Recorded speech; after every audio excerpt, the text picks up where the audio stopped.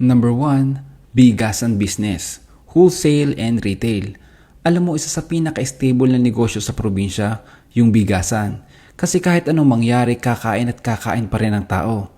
Rice is life, ika nga. Ang maganda pa rito, hindi ito seasonal, araw-araw may bumibili. Pero hindi porkit bigasan, basta ka nalang bibili ng sako at magbebenta. May diskarte rin dito.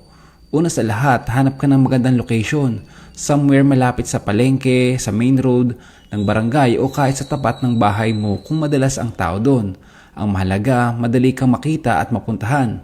Humanap ka ng maayos at legit na supplier. Piliin mo yung rice mill o distributor na may magandang presyo at flexible payment terms.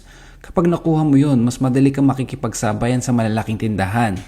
Pagdating naman sa capital, sa probinsya, pwede ka na magsimula sa 50,000 hanggang 100,000.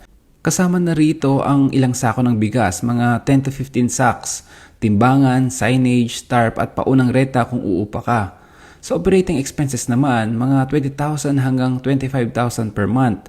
Depende sa renta, kuryente, allowance ng helper at delivery.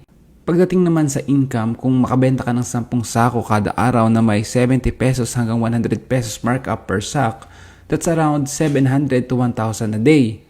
That's roughly 21,000 pesos to 30,000 pesos per month. Pero syempre may expenses ka pa. Kung 10 sako lang per day, break even ka pa lang nun. Pero kung maabot mo ang 20 sako per day, pwede kang kumita ng 21,000 to 30,000 net monthly. Ang kagandahan dito, pangangailangan siya ng tao kaya hindi ganun kahirap i-achieve yan. Kailangan mo lang ng effort sa pag-promote lalo sa mga restaurant at community mo.